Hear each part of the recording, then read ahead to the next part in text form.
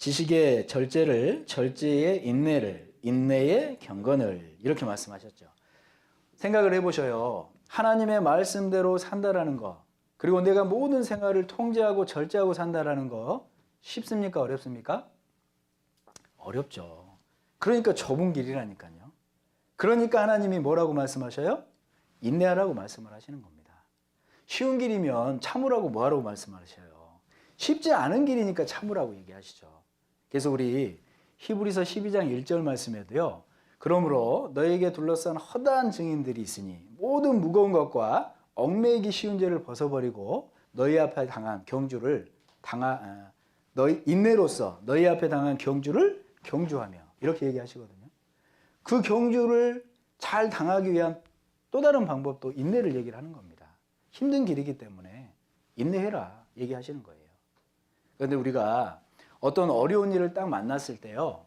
가장 나를 힘들게 하는 게 뭡니까? 끝이 언제 올지 모른다. 이건 진짜 나를 힘들게 하거든요. 내가 지금 이 시간을 겪고 있지만 사실 이 끝이 뭐 하루든 이틀이든 그리고 끝난다 그러면 사실 우리 참아낼 수 있죠. 그렇죠? 지금 이 말씀이 앞으로 한 10분 정도면 끝나요.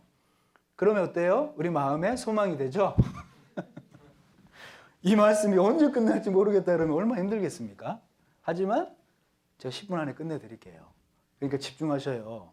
혹시 또 영상 켜놓고 어디 가 계신 분 계시면 안 돼요. 잘 들으셔야 됩니다. 그 끝이 있다는 것은 우리에게 그 힘들지만 그 길을 끝까지 감당할 수 있도록 한다는 겁니다. 우리 야고보서 말씀 가보시죠. 야고보서 5장 7절로 8절 말씀. 우리 찾으셨으면 함께 읽겠습니다. 그러므로 형제들아 주의 강림하시기까지 길이 참으라. 보라 농부가 땅에서 나는 귀한 열매를 바라고 길이 참아 이른 비와 늦은 비를 기다리나니 너희도 길이 참고 마음을 굳게 하라. 주의 강림이 가까우니라.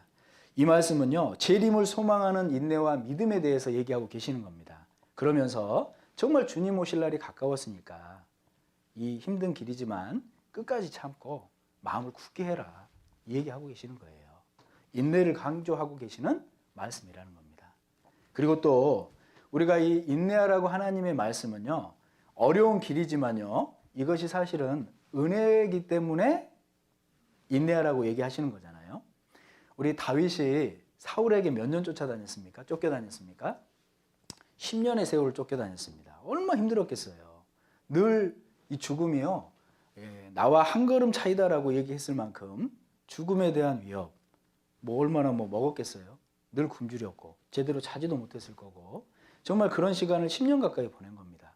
그런데 다윗이 그 시간이 딱 지난 후에 뭐라고 얘기합니까? 아이고 힘들어 죽을 뻔했다.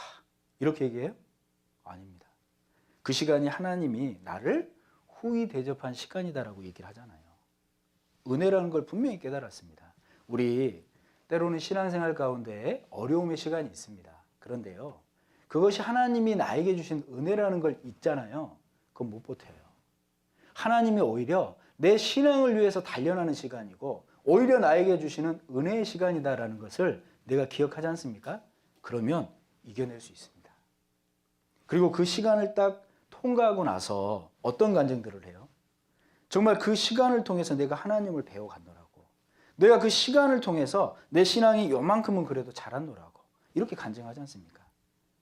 우리 베드로전서 5장 10절 말씀 잘 아시죠? 모든 은혜의 하나님. 나를 구원해 주신 것도 은혜고 그 하나님 앞에 섰을 때 영광 주시는 것도 은혜고 잠깐 고난을 주신 것도 은혜라고 얘기하시잖아요. 왜요? 그 시간을 통해서 내 터가 굳건해지고 강해지고 내가 신앙의 모습이 점점 더 온전해 간다라는 겁니다. 그러니까 은혜라고 말씀을 하시는 겁니다. 그래서 참으라고 얘기하시는 거예요. 우리가 정말 그 절제 시간들은 힘든 길이지만 이 인내의 모습을 통해서 내가 점점 자라가는 거지 않습니까? 그리고 그 위에 경건을 세우라고 말씀하십니다. 보셔요. 이 모든 어려운 시간들을 내가 참아내려면 내 의지로 되셔요? 불가능합니다. 그래서 기도하라고 얘기하시죠. 그래서 말씀에 순종하라고 얘기하시죠. 그리고 재림을 바라보라고 얘기하시지 않습니까? 그러한 모습으로 내가 교회 가운데 있으면요. 정말 그 말씀에 붙들리는 삶을 살아간다는 겁니다. 하나님께서 정말 그러한 이 시대는 이렇게 흘러가지만요.